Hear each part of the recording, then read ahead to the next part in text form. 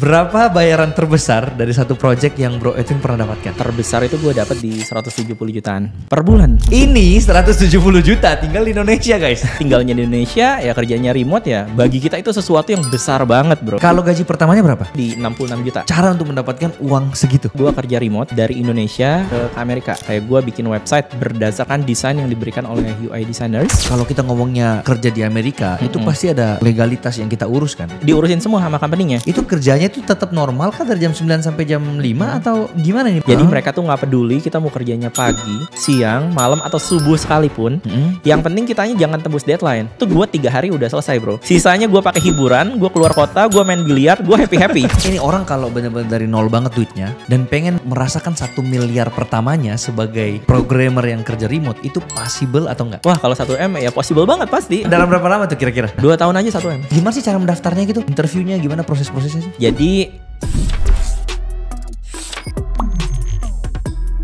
ternyata 91,6% orang yang nontonin podcastku itu masih belum subscribe. Nah buat teman-teman yang udah nontonin podcast ini berkali-kali dan suka dengan podcast ini, merasakan manfaat dari podcast ini, boleh tolong bantu aku untuk subscribe channel ini. Karena 1 subscribe yang walaupun itu gratis, itu sudah lebih dari cukup untuk membantu tim dari The Samuel Chris Show untuk terus mengembangkan podcast ini. Aku janji sama kalian, dengan support kalian 1 subscribe itu, aku akan mengupgrade terus podcast ini dan mengundang bintang tamu yang lebih keren-keren lagi biar kalian terus mendapatkan manfaatnya dari podcast ini. Bro Edwin, welcome to my podcast. Aku undang Bro Edwin ini karena keren banget guys ya. Dia ini adalah seorang full stack developer, atau mungkin yang nggak tahu itu adalah programmer ya, yang kerjanya itu remote di US. Berarti dia tinggalnya di Indonesia tapi dapat gajinya gaji US ya. iya betul. Dan menurutku semua orang pengen punya pekerjaan yang seperti ini. Apalagi dulu sempet heboh tuh ya, kabur aja dulu. Nah ini nggak usah kabur nih, tapi udah dapat pekerjaan yang gajinya itu dolar, tapi tinggalnya di Indonesia tuh. Gaji dolar tinggal di Indonesia, kurang nikmat apa lagi ya. Betul. Kalau bro. gaji dolar tinggal di luar negeri ya sama aja, orang di situ juga biaya hidup juga tinggi kan. Iya betul. Kepotong lagi sama biaya hidup ya. Ya makanya hari kita akan belajar banyak dari Bro Edwin gimana caranya untuk kerja remote nih dari Indonesia, bisa punya gaji US dollar, mulai dari step by stepnya, caranya gimana. Pokoknya semuanya lengkap kita bongkar di podcast hari ini. Jadi buat teman-teman yang lagi nonton ini pastikan nonton sampai habis videonya ya, karena kita akan sharing banyak banget yang penting-penting nih. Oke, kita pembuka dulu. Berapa bayaran terbesar dari satu project yang Bro Edwin pernah dapatkan? Oke, kalau bayaran itu gue bukan dalam satu project ya. Jadi ini bukan project based, tapi yang gue lakukan itu kerja remote. Gue dibayarnya itu monthly ya. Jadi gue dapatnya monthly salary. Oke, berapa tuh? Gitu. Nah, itu yang terbesar itu gue dapat di 170 jutaan. 170 juta per bulan. Bulan? Yes. Wow, itu mengalahkan gaji direktur tuh kayaknya kalau di Indonesia ya. Ya, tapi ini kan relatif ya. Kita ngelihatnya sebagai sesuatu yang besar gitu. Tapi sebenarnya di luar negeri ya average bro. Biasa untuk aja. job ini ya, untuk average. Dan gue juga pernah dengar Bro Chris juga dulu kan pernah di Amerika juga kan. Iya, pernah tinggal dan apartemen aja di situ harganya 20 juta bro. Betul. Iya, makan 15 juta. Belum air minum. Ending-endingnya habis lagi. Jadi ini relatif. Dari mana sebenarnya kalau kita tinggalnya di Indonesia ya kerjanya remote ya, bagi kita itu sesuatu yang besar banget bro. Betul. Ini sekedar disclaimer dulu ya. Jadi buat yang belum tahu, aku ini pernah tinggal di Amerika selama 6 tahun, 4 tahun kuliah dan 2 tahun kerja. Dan gajiku per bulan waktu itu tuh di sekitar 90-an juta, ya dibulatin 100 juta lah. Tapi pajaknya itu kan situ 30% ya. Yes. Sebenarnya 23%, tapi gara-gara kita waktu itu incomeku ada 2, ada di Indonesia dan juga di Amerika. Jadi tetap ujung-ujungnya aku harus bayar 30% tax. Jadi 23% di US, sisanya 7% selisihnya ke Indonesia. Jadi anggaplah dari 100 juta itu 30% udah buat pajak, berarti sisa 70 juta. Biaya hidup 40 juta yang tadi yang dibilang apartemen, makan, bensin dan lain-lain. Bulat-bulat 40 juta lah. Berarti yang aku bisa simpen per bulannya tuh cuma 30 juta. Itu tinggal di Amerika tuh. Ini 170 juta tinggal di Indonesia guys. Dan kalian tahu sendiri ya berapa pengeluaran di Indonesia itu sangat-sangat sedikit ya. Tidak setara lah dengan yang di Amerika. Betul, jadi nasi padang aja cuma 20.000, 25.000 bro. Betul, itu pun nasi padang itu sudah lengkap tuh lauk-lauknya ya. Jadi banyak yang bisa gua tabung. Oke, langsung ya. Tadi ngomongnya 170 juta per bulan. Gimana tuh cara untuk mendapatkan uang segitu? Sebenarnya caranya dengan kerja remote gitu ya. Kalau kita kalau kita kerjanya di Indonesia kan of course kita nggak bisa expect dapatnya gede banget. Jadi apa yang gue lakukan adalah gue kerja remote dari Indonesia ke Amerika. Ya, jadi gue kerja di one of the companies in the US, di mana gue kerja sebagai seorang website developer. Ya, meskipun gue full stack, tapi gue biasanya kerjanya especially on the front end. Jadi ya kayak gue bikin website berdasarkan desain yang diberikan oleh UI designers. Dan itu gue convert menjadi bentuk user interface yang pastinya bagus gitu. Oke, tapi ini kan maksudnya kalau kita ngomongnya kerja di Amerika, itu pasti ada legalitas yang kita urus kan? Atau itu semua diurusin sama company dia? Oh itu diurusin semua sama company-nya. Oh jadi ini beda konsep ya? Kalau waktu itu kan ada visa namanya visa OPT, ada H1B dan lain-lain. Nggak perlu. Karena kita kan kerja remote, jadi nggak perlu urus visa dan lain-lain. Dia yang ngurusin semua framework-frameworknya? Udah semuanya diurusin mereka. Oh pokoknya tinggal terima aja dari PayPal setiap bulan? PayPal, ya macam-macam sih, ada Brex juga. Oh pokoknya pembayarannya disesuaikan aja. Disesuaikan ya, dari company-nya. Oh dan apakah peluang untuk orang yang benar-benar dari buta banget dari nol ini, itu bisa seperti Bro Edwin? Tergantung ya, gini. Apakah semua semua orang bisa menjadi programmer atau tidak gitu. Jadi orang ini dibagi dua nih tipe-tipenya. Ada orang yang suka belajar dengan cara menghafalkan, tapi ada juga orang yang belajar dengan cara mengerti. Nah, gua kalau nyaranin orang-orang yang ingin jadi programmer, berusaha untuk belajar dengan cara mengerti. Karena berbeda bro, ini kan dunia programming. Betul. Kita di sini pakai logic juga. Betul. Ya jadi kita harus berdasarkan dengan logika semuanya seperti itu. Jadi harus belajar dengan cara mengerti. Oke, nah tapi kan aku sendiri nih jurusan IT nih, ya kan. Jadi 4 tahun tuh aku pelajari mulai dari C++, Python, R, banyak banget lah, Java. Kan kalau kuliah tahu lah ya, kita belajar semuanya gitu kan. Dan ujung-ujungnya nggak terpakai nih sama sekali kalau di kerjaan gue yang sekarang ya. Karena pertama memang aku nggak passion di dalam IT itu, dan menurutku karena aku nggak passion, jadi susah banget pas terjadi bug gitu kan. Kurang di mana itu kan harus kita debug lagi dari awal, kita ngecek lagi code-nya dari awal lagi. Itu aku kurang sabar ya. Jadi kayak aduh gimana nih ujung-ujungnya. Tapi mungkin sekarang karena ada ChatGPT jadi jauh lebih gampang ya. Betul. Karena semua landing page yang aku buat sekarang, semua tim IT ku itu semua menggunakan bantuan ChatGPT. Jadi aku juga nggak ada salahnya sih kayak apa namanya, enggak pokoknya kamu nggak boleh pakai ChatGPT, juga nggak kayak gitu. Pokoknya kalau ada teknologi terbaru pakai aja. Kalau aku sih prinsipnya kayak gitu ya. Nah berarti kalau misalnya untuk orang-orang kayak aku nih yang benar-benar nggak passion, yang nggak suka programming, tapi dengan bantuan ChatGPT, apakah tetap masih possible? Karena bisa aja orang yang nonton ini buta banget nih tentang program, tapi mereka suka gajinya nih, dan mereka mau coba gitu kan. Alright. Itu gimana? Sangat possible sih sebenarnya. Jadi kan sekarang udah zamannya AI juga ya, dimana kalau kita ilmunya masih belum matang-matang banget, itu sebenarnya kita bisa dibantu AI. Sekarang ada ChatGPT, ada Cloud Code, sekarang ada Cursor juga. Mungkin teman-teman di rumah ada yang programmer udah pakai Cursor sekarang atau pakai Cloud Code. Intinya banyak banget tools yang bisa bantuin kita ya. Jadi untuk yang mau kerja sekarang gak usah setakut kayak dulu, karena sebenarnya kita masih bisa dibantuin oleh AI gitu. Dan kalau masalah passion, tadi kan bro bilang ya, gue gak passion gitu. Nanti orang-orang ada yang mikir apakah gue harus passion dulu sebelum gue ngambil job ini ya. Menurut gue kalau passion tuh hanya muncul ketika kita udah lama gitu di bidangnya gitu ya. Jadi kalau kita bicara neuroscience, si neural pathway di otak kita itu bakal makin tebal jalurnya ketika kita udah lama di bidang tersebut. Kita nanti jadi lebih nyaman lagi di bidang tersebut sampai akhirnya timbullah hobi atau passion tersebut. Jadi mulai aja dulu kalau menurut gue. Pertanyaan simpelnya adalah pada saat awal banget Bro Edwin mulai menjadi seorang programmer, apakah passion kah atau gimana awalnya? Enggak, gue dulu cuma butuh uangnya aja. Jadi beneran buta juga ya? Buta juga sebenarnya. Ya nggak buta-buta banget. Cuma kalau gue bener 90% buta, tapi nggak buta-buta banget. Gue masih ngerti HTML lah setidaknya gitu. Yang basic-basic gitu ya? Yang basic-basicnya gue ngerti gitu. Tapi pertama kali karena butuh duitnya? Butuh uangnya aja. Bisa nggak diceritakan kenapa bisa sampai awal mulanya itu terjun dan pengen untuk kerja remote dan tahu jalan-jalannya ini semua tuh awalnya gimana? Jadi sebenarnya awalnya itu gue ditawarin sama koko gue. Jadi koko gue tuh dulu udah kerja remote duluan. Nah penghasilan dia dulu itu udah ribuan dolar. Nah kalau dirupiahkan itu sekitar 90 juta rupiah per bulan. Itu salarinya dia ya, gajinya dia sebulan segitu. Nah berarti sekarang bro itu lebih gede daripada gaji koko dong? Oh kalau sekarang dia masih lebih gede daripada gue sih. Karena dia head developer di sana sekarang. Sudah naik-naik lagi jabatannya. Naik lagi lebih tinggi karena dia mulai duluan daripada gua. Fun fact, aku lupa bilang. Jadi kenapa aku ngambil jurusan informatics awalnya? Karena aku juga mikir waktu itu adalah karena aku nggak ngerti bahwa aku bakal jadi pebisnis, bakal jadi content creator awalnya kan. Jadi ngelihatnya omku itu sampai sekarang tinggal di US dan dia itu beneran kerja di software company. Dia juga jadi full stack developer kayak gini kan, dan gajinya itu beneran bisa kayak 200 juta, 100 juta kayak gitu per bulan. Jadi pertama kali aku alasan ngambil IT itu gara-gara ngelihat dia juga. Jadi daripada aku nggak tahu ini jalurnya mau kemana, udahlah yang penting gajiku gede gitu loh. Iya betul. Ya kebanyakan orang impiannya juga begitu ya. Tapi mungkin gak langsung tinggi banget kali. Gak langsung 170 kayak gue. Kalau gaji pertamanya berapa? Gaji pertama gue itu di 66 juta. Tetep oke lah 66 juta. Apalagi tinggal di Indonesia lah. Tapi tinggal di situ gak bisa hidup bro. Susah ya di sana gaji segitu ya. Betul. Ya oke lah. Oke, terus akhirnya ngeliat Koko dan akhirnya? Yang ngeliat Koko ya akhirnya gue ikut-ikutan. Karena dulunya tuh gue tuh buka toko gitu sebenarnya. Gue tuh gitu. Sebenarnya gue gamer dulu, gue suka main game. Game gitu apa ya. tuh? Game PlayStation, Xbox, Nintendo lah gitu ya. Gaming konsol seperti itu. Main FIFA juga? Main. Oke. Harusnya kita bawa nih di sini, kita duel di depan. Siap. Oke. Jadi ya dulunya sebenarnya gue buka toko di Mangga 2 gitu. Tapi endingnya gue bangkrut karena waktu itu COVID. Intinya fix cost keluar terus lah. Gue harus bayar listrik, bayar pegawai gitu kan, bayar toko juga.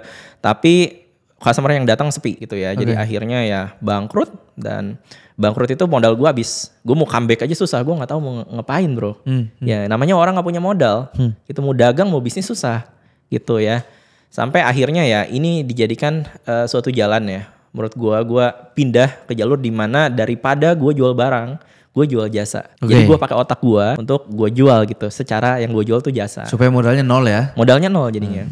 Oh jadi awalnya kayak gitu? Iya. Nah terus cara taunya kayak daftarnya kayak gini. Itu gimana sih cara mendaftarnya gitu? Pasti banyak yang penasaran nih. Interviewnya gimana, proses-prosesnya sih? Jadi pertama kalau di interview itu ya kita ditanya udah pernah kerja di mana aja gitu ya. Yang dimana mungkin banyak orang yang takut gitu ya, experience-nya apakah harus punya banyak dulu experience-nya? Jawabannya tidak gitu. Apalagi kalau kita tulisnya experience-nya di company Indonesia ya.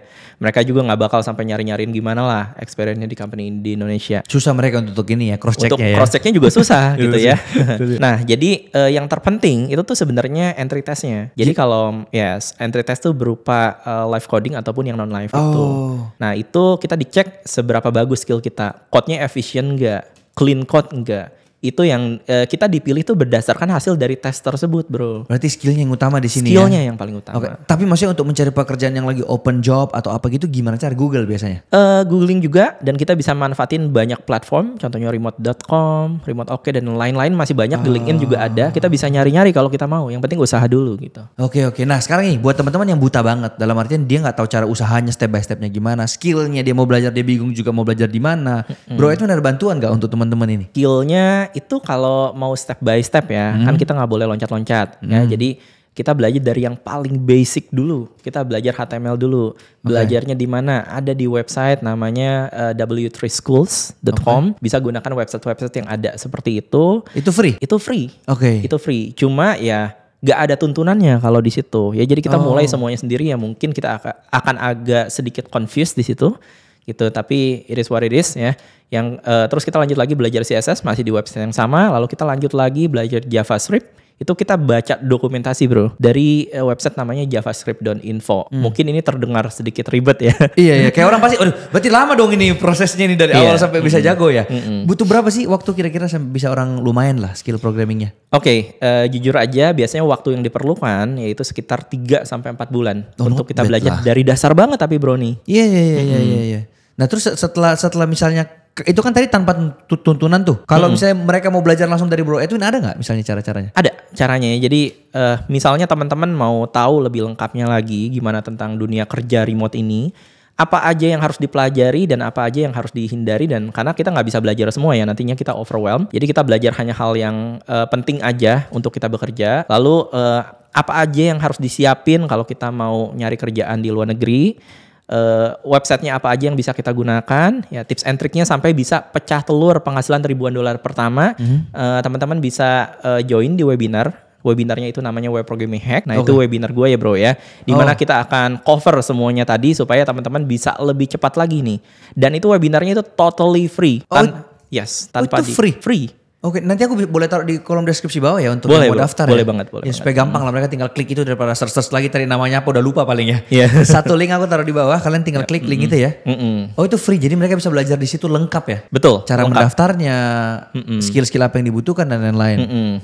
Tapi slotnya terbatas ya, jadi siapa cepat dia dapat, tapi slotnya lumayan banyak kok. Oke.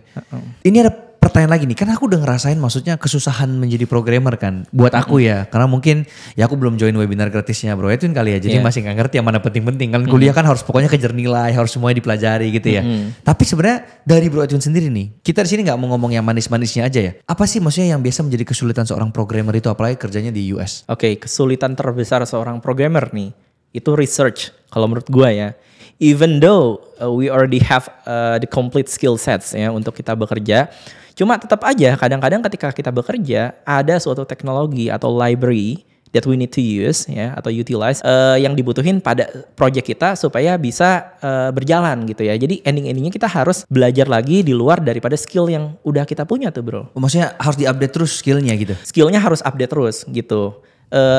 Disesuaikan dengan project yang sedang dikerjakan sih sebenarnya itu. Itu yang paling susah? Iya, tapi kalau udah ada passionnya nanti kan lama-kelamaan ada passion. Nggak mungkin kita udah lama gak passion. Iya sih. Ya lama-kelamaan kita bakal suka juga dan kita menjadikan itu sebagai sebuah challenge. Kalau debuggingnya mungkin sekarang karena ada AI jadi udah kayak jadi gampang. Lebih mudah bro. Beda Iya banget sih. sama dulu. Jadi gampang. Dulu mah 2017 pas kita mau debugging, yang mana ini ya gitu-gitu. Justru itu yang bikin kita dulu stres di programming. Bener, sekarang setuju, tuh nggak setuju. stres bro. Iya. Jadi sekarang gara-gara AI langsung ketahuan gitu ya. Ini diperbaikinya jadi lebih di situ. cepat. Nah bagian yang gak funnya itu udah di cover oleh AI. Jadinya coding tuh lebih fun sekarang. Jadi dulu kayak stigma yang mengatakan bahwa orang programmer itu yang nerd, yang bener-bener 24 jam di depan laptop. Sekarang udah enggak kali ya? Udah enggak. Udah Sekarang jauh lebih cepat ya? Jauh lebih cepat dan jauh lebih fun. Oke, nah apa yang membuat sampai Bro Edwin tuh merasakan bahwa ternyata kerja di remote itu se-fun itu ya, di luar daripada gajinya tadi? Di luar daripada gajinya ya. Jadi gue tuh orangnya memang suka belajar hal baru. Gue menikmati banget prosesnya.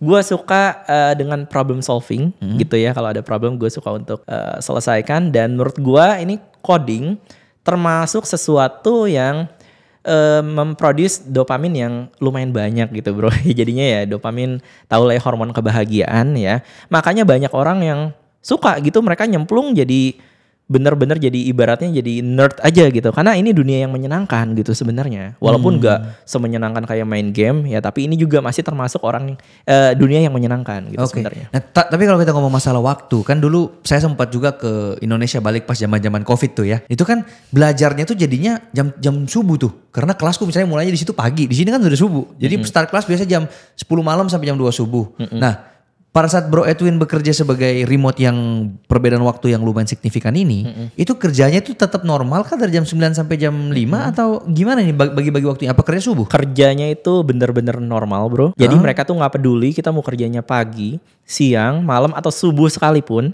Yang penting kitanya jangan tembus deadline. Dikasih deadline 7 hari ya jangan tembus gitu. Result based mereka Result ya? based itu. KPI-nya tuh itu, jangan tembus deadline. Oke, nah terus kalau kita ngomong dengan caranya mereka untuk nge-track dan lain-lain, itu kayak sistem di Indonesia gak bos-bosnya itu yang kayak wah nyuruhnya tuh gini-gini terus atau gimana sebenarnya? Nge-tracknya itu melalui tool, ada task management tool gitu. Biasa kita pakainya Jira di situ. Jadi diceknya melalui itu semuanya. Loh, jadi kalau misalnya dia kasih deadline seminggu, tapi Bro itu bisa lebih cepat. Misalnya kerjanya sehari Bisa, selesai. iya. Sisanya libur tuh berarti. Nah itu kita ada 2 pilihan bro. Oke. Kita mau kasih tahu apa mau kita mau diem aja gitu ya. Nih gue tuh pernah loh ya. Jadi gue dikasih deadline 7 hari. Itu gue 3 hari udah selesai bro. Terus? Sisanya gue pakai hiburan, gue keluar kota, gue main biliar, gue happy. Oh tergantung hati nurani lagi ya mau Tergantung jujur. hati nurani sebenarnya. Oke. Nah Bro bisa gak dielaborasikan lagi kayak maksudnya lebih detail sekarang ya. Kayak jadi kalau orang dari nol banget nih, dari bener buta banget, step by stepnya itu sampai bisa beneran dapat kerja secara remote US itu gimana? Pasti kan step satunya tadi adalah join webinar gratis dulu. Join webinar dulu. Supaya tahu kan. Step 2-nya apa Bro? Step 2-nya itu lu bisa belajar secara otodidak tapi dibantu juga dengan admin ya. Jadi di sini tuh kita bisa buat lu yang join webinar gitu ya, lu boleh tanya-tanya admin setelah lu ikut webinar. Dengan catatan lu ikut webinar, lu screenshot dulu tuh materi-materinya. Oke. Gitu ya. Nanti lu bisa tanya admin free, di sini kita bakal bantu sebisa mungkin gitu. Oke. Oh jadi udah jelas banget pokoknya ikut webinar step 1 sisanya bakal dituntun gitu ya. Yes, udah ada path-nya, semua udah terlihat. Dari mana aja kalian harus melangkah ada di sana semua, Bro. Oke, nah untuk orang-orang yang mau belajar programming dari awal, Itu gimana caranya untuk supaya mereka tuh bisa menyerapnya dengan mudah? Karena sejujurnya nih kalau bagi aku yang kayak kemarin itu ya mau belajar susah banget di kelas juga mau tanya dosennya juga bingung juga apa yang mau ditanyakan karena udah terlanjur gak ngerti gitu kan. Mau belajar sama temen juga dia cuma jelasin pas dijelasin ngerti pas ujian juga tetap gak ngerti. Jadi gimana nih maksudnya untuk sistem pembelajaran yang paling efisien? Efisien pasti yang pertama kita harus mau untuk mengerti dulu deh bro. Jadi kadang-kadang orang tuh gak ngerti gara-gara orang tuh udah mencoba otaknya untuk menghafalkan. Padahal kita harus tahu underlying logiknya itu seperti apa sih. Tapi kan language-nya kan memang harus dihafal. Kayak beda kan. Yes, kalau sintaksnya memang dihafal. Okay. Cuma kalau programming tuh it's all about logic lah. Sebenarnya kebanyakan logiknya. Itu logiknya yang harus kita mengerti. Jangan mental kita udah di set dimana kita maunya ngafalin itu kita gak bakal berhasil. Dan gak bakal jadi passion juga. Gak ada fun-funnya bro. Ya. Berarti kalau orang yang mau program ini harus yang benar-benar punya logik yang bagus gak? Enggak juga. gitu. Itu bisa dilatih? Diubah aja mindsetnya. Semua juga bisa. Jadi mungkin gue izin cerita dikit ya bro ya. Ini kan gue punya temen, satu orang sales. Terus gue punya paman. Paman gue tuh pegawai bank gitu, pegawai bank. Satu banker, satu sales. Ya itu gak ada jurusan IT sama sekali, gak ada kaitannya. Mereka aja bisa. Sekarang udah dapat penghasilan yang puluhan juta juga sama. Jadi sekarang tinggal lunya ya. Tinggal kitanya aja mau belajar apa enggak. Dan belajarnya dengan cara mengerti. Gitu. Jadi bukan bisa nggak bisa tapi mau atau nggak mau nih ya. Tinggal mau atau nggak mau. Namanya kerja semuanya juga capek gitu ya. Mau kerja kesempatannya apapun. Udah ada sebenarnya. Ya daripada kita kerja di Indonesia kan gajinya kecil juga. Udah ada loh, kita tinggal ambil doang kesempatannya mau apa tidak gitu. Ini bukan kesempatannya doang yang ada nih. Jalannya pun udah ditunjukin di sini nih. Iya. Tinggal mau dia datang. Tapi gue penasaran nih. Perpajakannya tuh gimana ya maksudnya kalau kerja di US gitu? Kalau secara agreement yang ada di sana, gue sih nggak pernah sampai detik ini ya, gue nggak pernah sekalipun bayar pajak yang di US. Ya jadi gue cuma bayar pajak ke negeri Indonesia doang. Oh jadi dia tetap kasih full, nanti kita yang hitung-hitung sendiri di sini. Iya yes, betul. Gitu. Berarti masuknya ke pajak progresif dong, karena masuknya ke individual atau bisa bikin PT juga ya supaya lebih. Iya bisa. Tapi ya individual lah kebanyakan lah. Gitu. Oke, gimana sih caranya untuk misalnya nih orang udah di interview nih, gimana caranya dia negosiasi supaya bisa mendapatkan salary yang lumayan? Karena kan ada yang mungkin curang nih berpikir Indonesia mah gajinya rendah mah di situ, jadi kita ini aja deh kasih dia rendah deh, gimana? Memang banyak orang yang kepikiran nggak mau dicurangi. Maunya kita dapat gaji average yang rata-ratanya orang di US lah. Ceritanya yang di atas 100 juta. Tunggu. Untuk mengetahui gaji rata-rata di US, itu gimana caranya bro? Sebelum lanjut negosiasi tadi. Sebenarnya ada infografiknya ya. Kita bisa lihat datanya di situ. Search aja di Google ya. Tinggal gitu search aja. Per tahun kan ada datanya berapa. Buat yang entry level berapa. Tapi gue mau ngasih tahu dulu nih. Kebanyakan orang itu greedy bro. Jadi mereka tuh langsung ngambil gaji yang tinggi. Nembaknya langsung hit tinggi gitu ya. Padahal di sini yang gue ajarin ya. Mereka tuh ambil gajinya murah dulu aja. Kita tuh ambil gajinya ya cukup 60 juta aja, 50 juta aja. Nggak usah ngambil rata-rata yang di atas 100 juta. Ya jadi kita tuh minta gajinya slightly above di minimum wage aja gitu ya. Kita minta 50-60 sedikit di atas gaji pembantu, sedikit di atas gaji tukang cuci piring. Tapi diterima dulu ya. Yang penting diterima dulu aja, jangan neko-neko kebanyakan gitu ya. Iya kan buat kita itu gaji besar bro. Pasti kita bersyukur dong dengan 60 juta. Walaupun mereka di sana nggak bersyukur, kita bersyukur bro. Iya itu. Oh justru kalau dari awal mulu-mulu, 500 juta nih, wah udah ngelunjak nih dari awal gitu ya. Iya langsung aja bilang I'm looking for around $20 an hour. I know that it might be slightly below the average for the front-end developer position, but I'm confident that I can deliver exceptional results and prove my value quickly. What a beautiful sentence we have there, right? Tapi the point is kalau kita mau nembak gaji, mintanya cuma sedikit di atas gaji pembantu aja gitu sebenarnya. Iya, itu tipsnya ya nomor 1 ya. Iya. Nanti kalau sudah proven, baru negosiasinya gimana biasanya bro untuk pelan-pelan naikin itu gajinya? Kalau kita udah buktikan ya. Jadi begini bro, gue izin cerita. Gua dulu tuh dapat gajinya cuma 60 jutaan gitu ya. Dan ada salah satu tim gua ya ini sama-sama kerja satu tim sama gua. Dia itu dapat gajinya udah 100 jutaan ya. Dan itu secara skill di bawah gua. Secara dia willingness juga, dia kerjanya acak-acakan pokoknya. Dia tuh gak willing untuk ngeluarin waktu ekstra. Dia gak mau go di extra mile. Jadi masih banyak logik yang salah nih buat teman-teman yang udah ngerti React di rumah. Orang ini ya hooknya dibikin optional gitu ya. Jadi udah ngaco nggak bener, dia ngerjanya asal-asalan, gajinya lebih tinggi dari gua rela untuk bikin sesuatu yang perfect gitu ya. Jadi ketika gua disuruh kerja 8 jam, gua kasih 10 jam buat mereka. Jadi gua tuh tipe orang yang kalau disuruh jalan semeter, gua kasihnya 2 meter bro.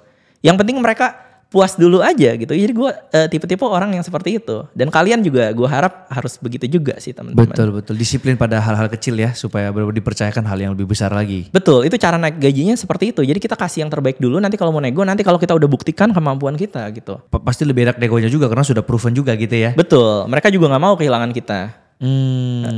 Oke. Bro, ini aku ada pertanyaan lagi nih. Jadi orang kalau misalnya sudah ngomong kayak gini nih, wah kerja di US dan lain-lain, itu pasti pikirannya tuh, ini privilege nih, lahir dari orang kaya nih, pasti kayak gitu tuh. Aku pun juga sering banget diserang kayak gitu kan, saya bisa di titik sekarang karena privilege gini. Bro itu ini dari orang kaya kah atau gimana? Nah sebenarnya gue bukan berasal dari keluarga yang kaya. Ya mama gue, papa gue itu dua-duanya cuma lulusan SMP bro. Ya mereka tuh nggak mampu untuk biayain gue sampai bisa kuliah. Ya jadi mereka cuma mampu biayain gue sampai kelas 3 SMA aja. Nah gimana supaya gue bisa kuliah? Jadi mau gak mau gue harus nyari tambahan, harus nyari penghasilan. Jadi gue dulu tuh manfaatin Kaskus, dulu Kaskus lagi happening banget, ada cendol, ada batu bata ya. Dulu Kaskus, nah itu gue manfaatin dan gue jual barang-barang di Kaskus itu. Gaming console, PlayStation, Xbox, Nintendo gue jual. Nah mungkin bro mikir gue gak punya modal. Gimana sih cara gue jualan barangnya? Gue gak punya modal. Ya jadi asal ada usaha pasti ada jalan sebenarnya gitu ya. Jadi gue dulu mikir ya gue dropshipping aja lah gitu ya. Jadi yang penting duit customer gue pegang dulu. Nah gue ke Glodok, ke Mangga 2, gue beliin barang, gue kirim atas nama toko gue. Dan ada aja toko yang mau bantu gue tuh, ada aja. Ada sebagian toko yang gak mau lah, lu harus beli solusin kalau mau. Baru gue kasih harga toko. Nah tapi ada aja toko yang baik mau bantu. Beli satu pun dikasih harga toko. Nah di situ gue manfaatin jadi pemasukan gue tabung dan gue pakai buat kuliah gitu. Oh dan akhirnya sambil kuliah muter-muter lagi akhirnya bikin toko sendiri di Mangga 2. Akhirnya udahnya bikin toko. Tapi gitu. ujung-ujungnya tutup. Ujung-ujungnya tutup bro, bangkrut. Karena gitu. COVID itu. Iya tapi puji Tuhan juga gara-gara tutup itu kan gue jadi seperti ini. Betul. Kalau gue toko aja dulu penghasilan gue berapa sih? Bersihnya cuma 30-40 juta. Buka toko game di Mangga 2 dulu. Udah capek lagi. Dibanding sekarang 170 juta bro per bulan. Iya. Itu pun ya kalau gue selesai deadline lebih awal itu sisanya gue pakai main. Jauh lebih balance hidup gue. Penghasilannya jauh lebih tinggi. Jadi ada me time, waktu sama keluarga juga, sama teman, gaji juga tinggi. Gue juga sering ke Starbucks, yang penting bawa laptop dan ada koneksi internet aja. Iya sih, gak butuh kantor juga ya kalau dipikir-pikir ya. Iya. Ya ini mungkin pekerjaan yang sangat diidam-idamkan untuk kebanyakan orang nih ya. Ya siapa tahu ada teman-teman yang hobinya liburan gitu kan, traveling kan. Mau yang penting tinggal di bawa Bali, di mana gitu. Enak juga ya kalau dipikir-pikir ya. Iya enak banget sih, jauh lebih balance. Tapi setelah aku pikir-pikir lagi ya, skill terpentingnya sebenarnya bukan di skill coding nih. Dimana? Bahasa Inggris dulu. Kalau nggak bisa bahasa Inggris gimana mau interview mau itu kan? Oke. Nah kalau untuk bahasa Inggris ini kebanyakan orang khawatir nih bro ya. Gimana? Aduh gue nggak bisa bahasa Inggris jadinya pesimis orangnya gitu ya. Jadi sebenarnya banyak jalan loh. Jadi bahasa Inggris nih, gue kasih salah satu contoh aja. Website namanya Preply. Nah ini teman-teman juga di rumah bisa gunakan ya. Preply itu kalau kita filter guru Inggris ya, yang $3 sampai $5 ya, kita bisa dapetin 10,000 English teachers available. Ya yang kita bisa hire. Cuma $3 sampai $5. Kita ambil aja $5 yang tingginya bro. Tunggu $5 per apa ini nih? Per jam. Per jam. Oke, 70.000 per jam ya? Ya, 70 sampai 80 ribu. Dolar 16 ribuan sekarang. Oh ya udah naik ya. 80 ribu per jam dikali 30 bro, kan 30 hari lah kita sebulan. Nah itu cuma keluar 2,4 juta doang. Kita bisa conversation tiap hari 2,4 juta doang sebulan. Tapi sejam cukup gak sehari? Sejam kan ini kita kan belajar ngoding tuh 3 sampai 4 bulan. Anggap aja lah kita belajar 4 bulan gitu ya. 120 hari bro. Tiap hari kita conversation, masa gak bisa? Iya juga sih. Iya kan? Apalagi kalau kita kasih tahu tujuannya ini untuk interview loh ya, untuk ini loh ya, lebih spesifik lagi. Pasti biasanya lebih. Iya, kita conversation tiap hari 120 hari ya, itu udah pasti kita bisa lah sebenarnya asal kitanya mau aja. Bro itu juga gitu dulu pakai cara itu? Banyak, gue caranya banyak, tapi yang terutama ya gue pakai platform yang kayak Preply dan gue tuh suka baca komik juga. Nah komiknya bahasa Inggris. Kalau nonton Netflix ya gue setting subtitlenya ya jadi Inggris juga gitu. Oke, itu ya buat tips yang mau bahasa Inggris ya. Nah mungkin sekarang bisa gak di-spill? Maksudnya ada AI gak yang selain ChatGPT tadi? Atau memang hanya di ChatGPT mainnya yang sangat membantu orang untuk belajar programming ini? AI yang lain selain ChatGPT ya? Iya yang sangat-sangat membantu. Yang sangat-sangat membantu Cloud sih. Cloud, gue suka banget dengan Cloud. Fungsinya ngapain aja tuh Cloud? Dia Cloud tuh terbagi dua, ada Cloud Desktop, ada Cloud Code. Yang kalau Cloud Code tuh ya Cloud Desktop tuh mirip-mirip dengan ChatGPT lah. Ya untuk everyday life lah kayak begitu ya. Tapi kalau yang Cloud Code itu bisa membantu kita coding. Dan ini jauh lebih powerful daripada kalau kita menggunakan kursor. Ya, jadi ini benar-benar murni agentic coding gitu kalau kita menggunakan Cloud Code. Nah, ini kebanyakan orang Indonesia nggak tahu gimana cara menggunakan Cloud Code. Mereka mentok-mentok pakainya kursor, bro. Padahal masih ada yang jauh lebih powerful daripada pakai kursor. Nah, ini juga salah satunya gue ajarin juga gimana cara menggunakan Cloud Code ini. Di kelas gue juga gue ajarin nanti ke mereka biar mereka paham, oh ternyata ada AI ini yang bisa digunakan untuk improve lagi si codingan kita supaya kita lebih cepat lagi ngodingnya, lebih efisien lagi. Oke, tapi kan sekarang AI itu secanggih kayak misalnya kita mau bikin website misalnya mirip dengan toko oren misalnya, nggak usah gue sebut siapa ya, di screenshot dimasukin ke AI, tolong dong buat code-nya untuk bikin website seperti itu juga bisa langsung keluar tuh. Yes, bisa. Cuma nggak perfect ya. Oh, tetap harus ngerti juga cara bacanya gimana. Tetap harus ngerti. Kita yang harus bikin code structure-nya. Kita yang harus bikin planning-nya. Kita harus yang breakdown big problems to smaller ones. Itu semuanya kita yang lakukan, bro. Ya, jadi nggak bisa kalau tanpa manusia. Jadi menurut gua ya AI itu hanya bisa sampai ke membantu kita aja. Kita harus ngerti codingannya. Kita yang harus bikin planningnya sendiri. Oke. Yeah. Jadi istilahnya ini orang kalau benar-benar dari nol banget duitnya dan pengen merasakan 1 miliar pertamanya sebagai programmer yang kerja remote, itu possible atau enggak? Sangat-sangat possible. Kita bilang dari nol banget loh ya ini bro. Modalnya nol nih sekarang. Iya. Possible banget.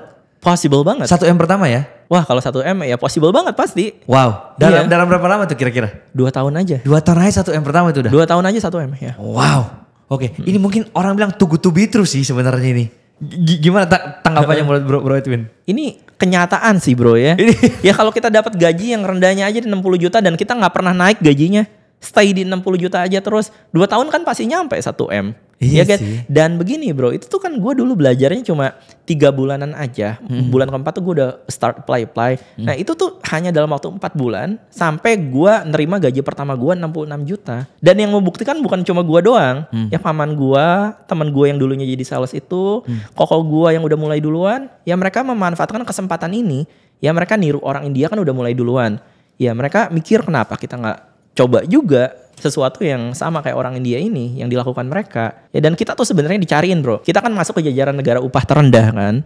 Ya Vietnam, India, Indonesia, Uzbekistan dan lain-lain ya. Itu mereka masuk ke negara dengan jajaran upah terendah lah. Nah kita masuk juga dan kita tuh dicariin oleh mereka. Kenapa? Karena banyak company yang ingin save budget. Ya mereka gak mau keluarin budget kebanyakan dan mereka nyari talentanya dari negara kita. Dari negara India, Vietnam, Indonesia kita dicariin. Ya jadi kita optimis dulu aja. Kalau buat gua 1 miliar itu sangat-sangat possible. Win-win solution jadinya ya. Yes. Mereka juga untung bayar murah, kita juga untung karena gajinya juga sangat-sangat gede bagi kita di sini. Win-win solution, betul. Iya, cuman ini gue ingat banget pada momen gue lagi apply kerja karena kerjaan gue di Amerika itu kan digital marketing kan. Jadi gajinya itu range-nya itu di 68.000 hampir 68.000 kalau sama bonus di 74.000 setahun lah. Ya kan itu berarti kayak 90 juta sampai 100 juta per tahun. Tapi sebelum gue dapat pekerjaan ini, gue harus apply di 200 company. Karena masa-masa itu masa-masa COVID ya. Jadi orang tendang-tendangin tuh susah banget dapat kerja. Nah, apakah untuk remote ini pada saat apply kerjanya butuh apply sampai 200 company juga baru bisa dapat kayak gitu?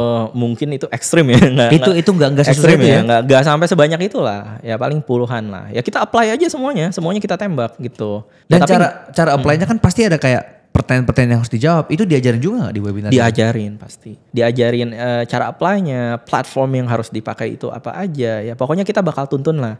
Sampai mereka ini bisa tahu get the gist of it gimana supaya mereka bisa dapetin kerjaan di luar negeri itu. Oke. Nah, ini Bro itu sudah berapa lama menjadi programmer di remote ini? Jujur aja ya gue tuh baru 3 tahunan sebenarnya bro. Jadi kan dulu gue broken banget ya. Mungkin ada orang-orang yang tahu kan gue sering bikin video juga di YouTube ya. Kan gue dulunya stres bro. Gimana tuh? Gue depresi. Ya jadi gue tuh dulu tuh yang pertama nih ya, toko gue kan bangkrut ya. Terus gue kena syaraf kejepit. Jadi gue tuh dulu sekalian buka toko, sekalian nyervis. Itu tulang belakang gue bengkok bro. Jadi gara-gara bungkuk gini terus ya? Bungkuk, miring badannya ya. Jadi kena yang namanya skoliosis. Dan tulang belakang gue bengkok, syaraf gue tuh kejepit. Oke. Dan itu sakitnya luar biasa dari pagi sampai malam itu sakit terus bro. Wah itu udah ditambah sakit ya, toko gue bangkrut. Gue balik ke titik nol, mantan gue putusin gue. Ini namanya udah bukan jatuh ketiban tangga ya. Ini ketiban duren, ketiban runtuhan semuanya ada di situ. Udah 3 hal tuh ya. Mantan yang dulunya gue sayang putusin gue gara-gara gue dianggap nggak guna. Ya kan kerjaan gue tuh cuma pakai counter paint, kerjaan gue cuma pakai koyo. Udah gitu modal gue juga habis kayak laki-laki nggak guna. Tapi sekarang mantannya minta balikan nggak? Enggak. Minta juga nggak gue terima bro. Sekarang sudah mendapatkan yang baru? Sekarang udah. Wih, oke. Terus. Ya. Dan ditambah lagi nih satu hal lagi. Dulu gue pernah kena demensia. Ya, kena demensianya tuh sebenarnya demensia tuh gak hanya untuk orang tua, bro. Anak muda juga bisa kena. Demensia itu yang lupa-lupaan ya? Demensia itu kognitifnya turun. Oh. Nah, dalam kasus gue, dokter tuh bilang gue kena yang namanya ketidakseimbangan neurotransmitter in the brain gitu. Maksudnya apa? Coba di breakdown dulu kata-katain ya. Banyak gak ngerti nanti. Kan banyak hormon-hormon kan di otaknya kayak dopamin, serotonin, endorfin dan lain-lain. Nah ini tuh gak seimbang si hormonnya gitu ya. Karena gue depresi nih. Depresi. Efeknya adalah gue kognitifnya turun. Gue jadi susah mikir gitu ya. Dan ini tuh lama juga gue mengalami hal seperti ini. Nah ini gue mau comeback aja susah bro. Udah kena 3 hal tadi, ketiban lagi. Ketiban demensia, gimana cara gue bisa masuk ke jalur lagi gitu. Nah di situ itu bener-bener gue ngedown banget dan gue hampir bunuh. Wih, ya jadi ini beneran cerita nyata bro. Gue dulu beneran pingin ya gue sampai nyari-nyari di internet kalau itu gue kemana. Ya apakah ini harusnya nggak boleh ketawa ya, harusnya nggak boleh ketawa. Iya. Terus apa gue bakal ke neraka atau gue bakal pindah ke dimensi lain atau gue bakal ke tubuh orang lain gitu. Gue sampai hafal gitu karena gue sering banget ngeliat. Itu beneran gue tidur capek, bangun gue menderita karena gue depresi. Dan gue tuh sering banget gue kunci kamar gue, matiin lampu kamar gue dan gue nangis di bantal. Orang tua gue ngunjungin gue nggak mau buka, gue jadi orang antisosial. Gara-gara gue stresnya bukan main gitu ya. Soalnya sudah ditinggal mantan, bangkrut lagi, sakit lagi, semua udah kena ya itu ya. Oke, terus. Nah sampai akhirnya gue ngeliat koko gue, dia penghasilannya ribuan dolar, 90 juta itu gajinya dia per bulan. Pada saat gue ngeliat dia, ya gue nanya-nanya dong, ya kenapa lu bisa kayak begini? Ini apa yang salah dari gue? Gue buka toko, gue kira selama ini tuh harus dagang, harus bisnis kalau mau bisa beli rumah gitu ya. Ternyata nggak usah, kerja juga bisa beli rumah bro. Sekarang udah punya rumah? Ya, ada nyicil. Udah nyicil. Loh, tunggu, penasaran. Waktu mau tadi itu ya, sebelum kita lanjut ceritanya. Waktu tadi itu sempat search gak cara yang gak sakit gitu apa? Iya, sempat search sih sebenarnya ya. Cuman belum ada action yang dilakukan pada saat itu ya? Gak ada, ya puji Tuhan yang gak ada. Cuma pemikiran udah ke situ? Pemikirannya udah parah banget, udah ke situ. Bahkan waktu itu gue sampai ditawarin psikiater ya. Itu nawarin ke nyokap gue yang nganterin ya. Suruh pakai alat yang kayak disetrum gitu, yang kayak mangkok. Ya gue lupa alatnya kayak gimana. Pokoknya itu disetrum supaya guanya gak karena udah ada indikasi gue mau gitu ya. Udah separah itu. Jadi ada orang yang jalannya mungkin lurus-lurus aja bro. Gue tuh jalannya gak lurus. Jalan gue tuh bener-bener berkelok-kelok gitu.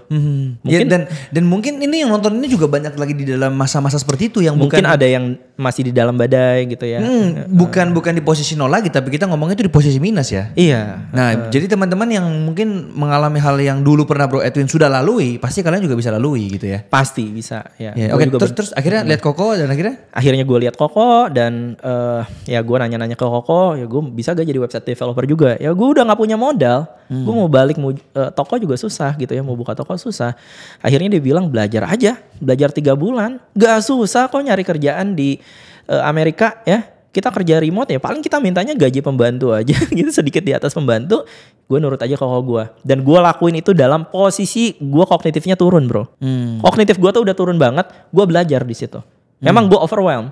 Ya cuma gue dibantu koko gue juga sampai akhirnya ya gue bisa gitu. Gue belajar dan akhirnya punya ilmunya, gue dapat penghasilan yang layak. Iya. Mungkin kalau kita bisa ambil moral story ini ya, pesan moralnya ya dari ini adalah untuk menjadi sukses di hidup ini pasti butuh ilmu. Pasti. Karena balik lagi yang membedakan antara orang kaya sama miskin ya balik lagi di perbedaan cara dia berpikir, cara dia mengambil keputusan, ilmu yang dia punya itu berbeda. Pasti ada sesuatu yang gak diketahui oleh orang tersebut. Itu dia. Gitu. Kalau misalnya aku punya ilmu orang triliuner, pasti sekarang aku bisa menghasilkan triliun juga kan. Iya, sesimpel itu aja. Jadi buat kalian ini ya, kalau memang mau naikin taraf hidup, mau naikin status di hidup ini ya belajar.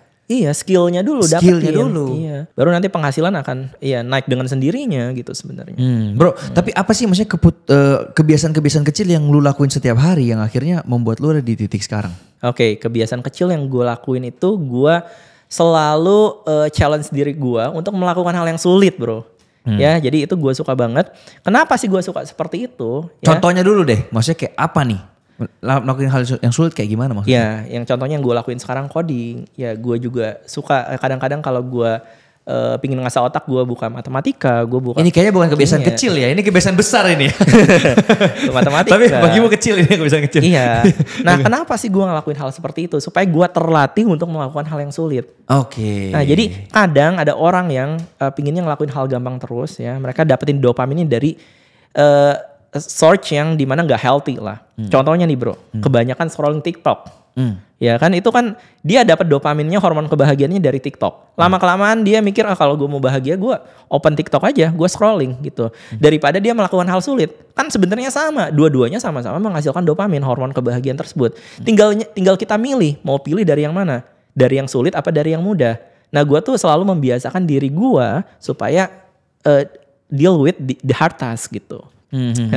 Nah ini kemarin juga ada hubungannya sih sama informasi yang gue dapat ya, bukan informasi lah, bisa kita bilang filosofi lah yang gue dapat dari sebuah workshop yang gue hadirin. Jadi ini tentang emotional release. Dan intinya di situ dia ngomong, si yang speaker ini ngomong bahwa di dalam dunia ini sebenarnya ada dua penderitaan. Penderitaan karena disiplin dan penderitaan karena menyesal. Tinggal lu mau pilih yang mana. Karena apapun jalan yang lu pilih pasti tetap capek. Tetap ada effort yang lu lakuin gitu loh. Tinggal lu pengen disiplin yang dimana jangka panjangnya lu bisa menikmati itu, atau lu sekarang ya lu nggak ngapa-ngapain tapi ujung-ujungnya juga menderita karena menyesal tadi. Iya, udah pasti bukan menderita lagi, bisa aja depresi. Iya. Nggak punya uang ya gimana, depresi pasti kan. Betul juga sih. Bro, apa sih satu pelajaran terpenting yang lu pelajari tentang uang selama lu hidup ini? Selama gua hidup ini pelajaran terpenting ya, uang tuh bisa menciptakan opportunity. Ya. Sekarang tuh lagi ngetren kan yang kopi yang dijual di Cina, itu kopinya tuh yang minus 82 derajat. Dia bekuinnya pakai alat yang buat ngebekuin organ ya. Terus gelasnya dibukuin, kopinya dia bikin dirty latte di situ, bro. Nah, itu bayangin kalau kita bikin itu di Blok M, selaku apa, bro? Ya itu udah ngebul-ngebul gitu, itu pasti laku banget kan? Gue gak tahu ini sih. Nah, ya. Nah, itu kalau kita nggak punya modal, gimana cara kita ngambil opportunity-nya? Iya kan? Yang kedua, misalnya kita mau bikin IT company, bro. Nah, kalau kita nggak punya modal, jangan kan hire pegawai, bro. Gimana caranya gitu ya? Padahal opportunity-nya ada gitu ya. Tapi kita nggak bisa ngambil simply karena kita nggak punya modal. Ya, jadi duit itu bukan hanya untuk bertahan hidup, tapi juga untuk menciptakan opportunity, kesempatan. Gitu. Itu yang gue pelajari. Dan ini gue tambahin dikit ya. Begitu lu juga udah punya gaji gede kayak Bro Edwin lah. Lu jangan foya-foya gitu loh istilahnya. Tiba-tiba ini ngeliat iPhone 17 keluar lu sikat juga apa. Santai dulu karena ini kan namanya masa depan, kita nggak tahu kapan krisis akan datang lagi. Iya betul. Nah, dan banyak orang yang ketika krisis itu datang dia malah mengeluh tuh. Wah, ini krisis nih, ekonomi Indonesia lagi nggak baik-baik saja. Keadaan terus yang disalahkan. Padahal bagi orang kaya krisis itu bisa menjadi peluang. Dalam artian begitu krisis masuk, berarti harga saham anjlok, harga rumah jatuh dan lain-lain. Dia malah sikatnya di situ. Ketika balik lagi punya uangnya tadi, opportunity bisa di-create dari uang tersebut. Tapi kalau uangnya udah habis, lu mau ngapain di situ? Lu malah makin menderita lah ngikutin ini. Kalau udah punya uang harusnya dipakai buat opportunity tuh, buat ngambil kesempatan gitu. Untuk sesuatu yang lebih wise. Jangan dihambur-hamburin lah. Oke, apa quotes terburuk yang pernah lu dapatkan dari orang lain? Atau mungkin masukan terburuk yang pernah orang lain kasih ke lu? Uang tidak bisa membeli kebahagiaan. Banyak yang bilang kayak gitu ya? Iya, ini kan banyak yang bilang kayak gitu dan ini sudut pandang dari orang depresi nih, kacamata orang depresi. Gua yang pernah depresi. Gimana? Ya menurut gua gitu ya, kalau kita nggak punya uang gitu ya, kita depresi, kita nggak punya harapan hidup gitu ya. Nikah butuh uang, rumah butuh uang, kita mau tinggal di mana? Gitu kan, nikah ya ceweknya mau gak ngontrak bareng kita. Gitu ya. Jarang sih zaman sekarang ya. Iya, susah. Cewek sekarang apalagi ada TikTok sekarang standarnya udah lumayan tinggi, bro. Ditanya, berapa penghasilan minimal yang kamu mau dari suamimu? 50 juta gitu. Aku bosan nonton tadi pagi tuh. Iya, segala masalah kebanyakan datangnya dari uang kan? Iya sih. Iya, makanya walaupun misalnya even though nggak bisa membeli kebahagiaan, at least kitanya tenang, nggak depresi, ya hidupnya nyaman, tenang, jadi pikirannya nggak stres gitu. Menurut gua gitu. Oke bro, ini aku coba wrap up dulu semua yang kita sudah bahas ya. Ini datanya sudah daging banget ya. Jadi sekarang step by stepnya untuk orang supaya bisa seperti Bro Edwin adalah bisa belajar bahasa Inggris, bayar 3-5 dolar tadi menggunakan website apa tadi? Preply. Kemudian yang kedua belajar di webinar gratisnya Bro Edwin. Itu udah lengkap banget cara-caranya sampai cara apply-nya, cara interviewnya, skill apa saja yang kamu butuh. Betul, kita kasih komplit. Komplit. Setelah itu sediakan waktu 3-4 bulan. Ya, benar ya, untuk belajar dulu semuanya. Betul. Baru start applying di 3-4 bulan itu ya setelah itu. Ya, betul, correct. Dan itu setelah applying itu kira-kira berapa tuh waktu yang dibutuhkan sampai keterima biasanya? Biasanya 1 bulanan bro. 1 bulan udah dapat kerja ya? Biasanya 1 bulanan. Paman gua semuanya 1 bulanan. Koko gue juga sama 1 bulanan kira-kira sampai dapat kerja. Oke. Bro, ada nggak satu pertanyaan yang gue lupa tanyain ke lu yang kalau gue nggak tanyain sekarang orang-orang bakalan sedih? Apa tuh? Ya ini gue tanya lu, kira-kira ada gak satu pertanyaan yang gue lupa tanyain ke lu, yang kalau gue lupa tanya pertanyaan ini orang-orang sedih? Gak ada lah kayaknya. Semuanya udah terjawab ya? Iya udah terjawab semuanya.